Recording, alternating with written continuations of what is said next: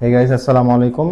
ভাইয়া আসছে তার আইফোন 11 প্রো নিয়ে। এটা হচ্ছে ডিসপ্লে ভেঙে গেছে, তো ডিসপ্লেটা চেঞ্জ করবে। তো ওনার বাজেট একটু কমের কারণে উনি ইনসেল ডিসপ্লেটা লাগাচ্ছে আমাদের থেকে।